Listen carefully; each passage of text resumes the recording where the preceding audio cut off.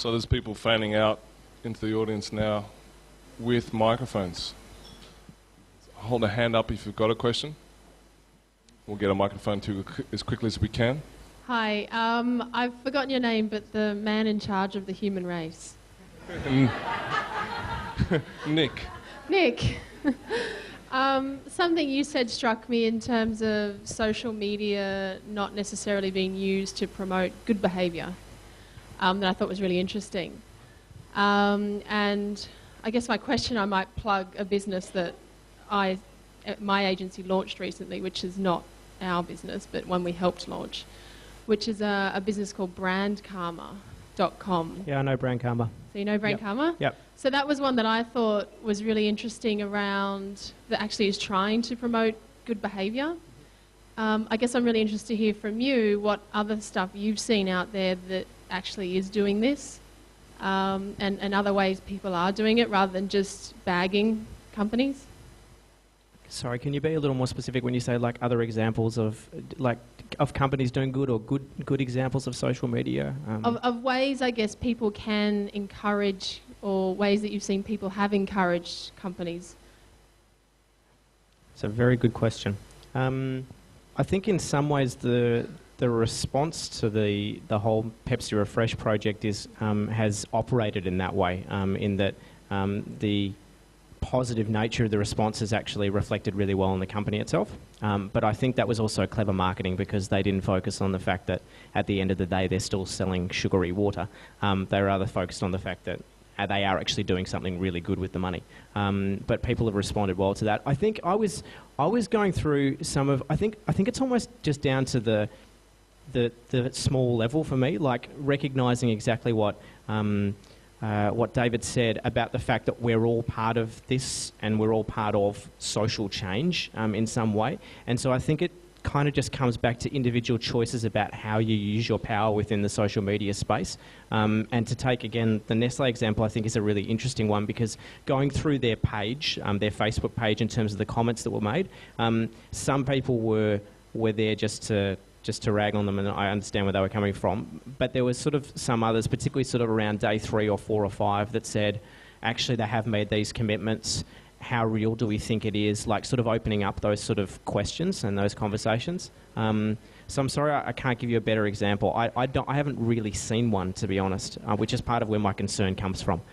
But I think if it's going to happen, it's going to be led by individual choices about being constructive in our criticism, and also being willing to sort of to praise companies, and to be perfectly honest, anyone, when they actually do good. Nick and panel, can I just extend on that and just ask, that negative skew does seem real.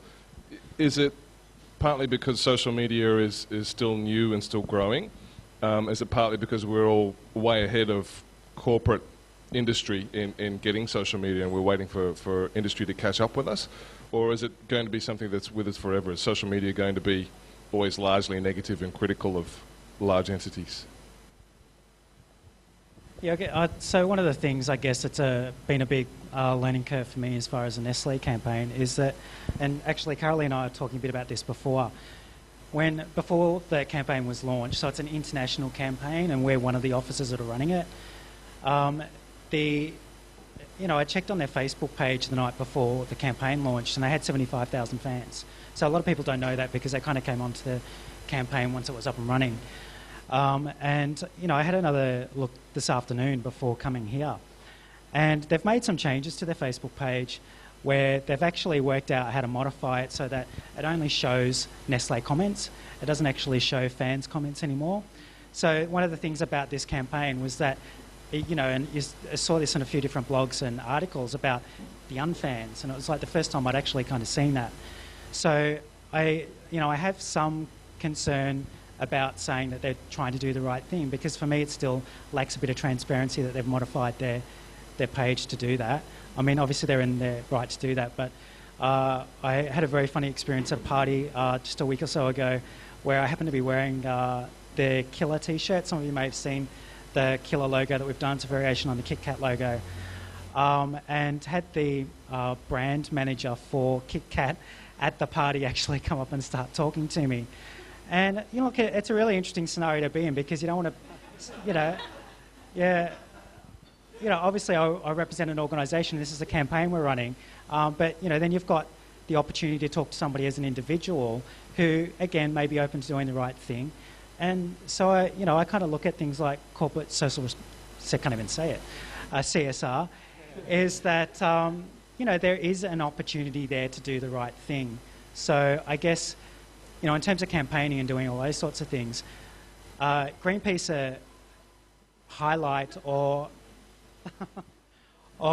bear witness to those sorts of wrongdoings happening, but we also want to provide and lay down an opportunity for a solution and a change to happen.